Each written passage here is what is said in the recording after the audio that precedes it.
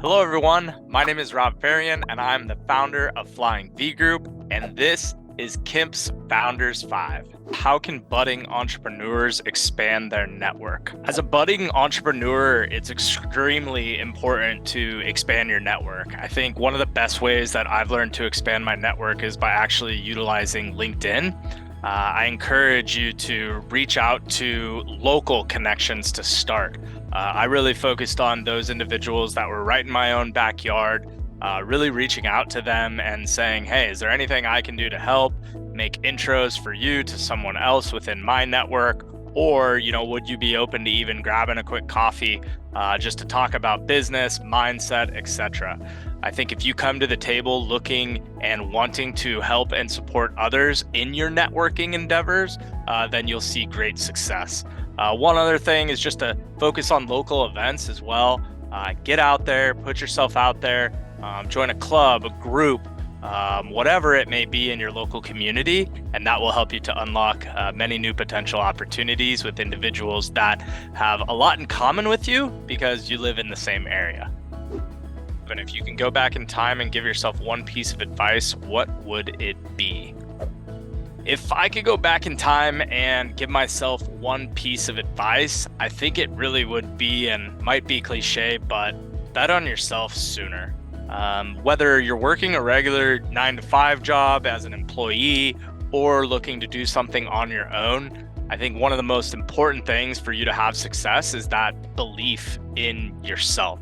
And so the sooner you can understand that you can do this, those that are doing this are not much different than yourself. It's just that they chose to actually get started and put the belief in themselves that they can achieve what it is they're looking to achieve. And so strong mindset, strong belief in self, I think is one of the key components. And that's advice that I always felt like it was inside of me, but I was really scared to let that out. And so as I did, and over time, saw the fruits of that choice. And so I think if you can just get that belief, get that buy-in, build up that self-confidence as soon as possible, that's when you can really start to accelerate the process of achieving whatever it is your goals may be. So what's the biggest misconception people have about entrepreneurship? The biggest misconception people have about entrepreneurship is that it's glamorous. I would say that yes, there are glamorous components of entrepreneurship. There's more freedom, there's more flexibility, sure. But all of that is earned over a long period of time and a lot of hard work and energy. At the end of the day, as an entrepreneur, if you're not going to be the one foot in front of the other, laying the groundwork for what it is you're trying to achieve, then it's going to be a difficult road, and it's going to take you a lot longer to achieve what you're trying to, the goal that you're trying to work towards. And so this idea that being an entrepreneur is super glamorous and glitz and glam and airplanes and fancy cars, etc., it's pretty much the complete opposite. You need to understand that you're going to be the HR manager one day. The next day, you're going to be working legal. The next day, you're going to be communications director. And so wearing a lot of different hats, being under a lot of stress consistently is things that you need to be ready and aware of.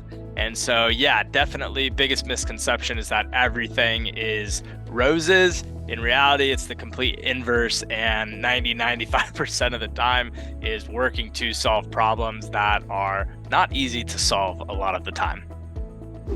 What's your favorite productivity tool? My favorite productivity tool, bar none, is Slack. We use Slack as our internal as well as some external communication channels. It really allows me to stay organized, and the way that we've structured the tool is we have individual channels based on individual topics.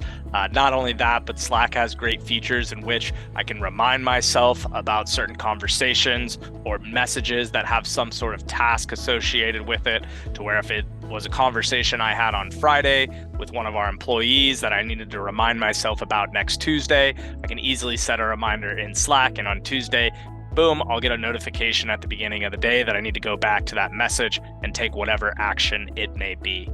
Not only that, but just it allows for note taking, sets up a lot of different automations to where when we have proposals that get signed, our team automatically gets notified in Slack. That triggers the next steps as we move forward. And so Slack's just, at the end of the day, one of the best tools. I don't know where we would be without it. It also allows me, when I'm not in the office, to literally have everything that's happening within the organization in my fingertips, on my cell phone, on the Slack app. And so Slack is definitely by far and away my favorite productivity tool. How do you handle self-doubt when things get tough? Handling self-doubt is not easy, and I think it's a learned trait as well. When things get tough, doubt, it's hard to stop it from creeping into your mind. I think one of the things for myself is reflection when handling self-doubt. So anytime that doubt does start to creep in, I take a minute to take a step back and reflect on the journey that I've been on to get to where we are currently at today. And I think when you have that moment of reflection, you're able to go back and you're able to realize all those other times that when that doubt has crept in, you haven't let it become debilitating, and you've been able to take that next step forward. You haven't stopped in the past. And so when that little bit of doubt does start to creep in, now you're able to remind yourself, hey, this is nothing new. This is nothing that I have not dealt with in the past.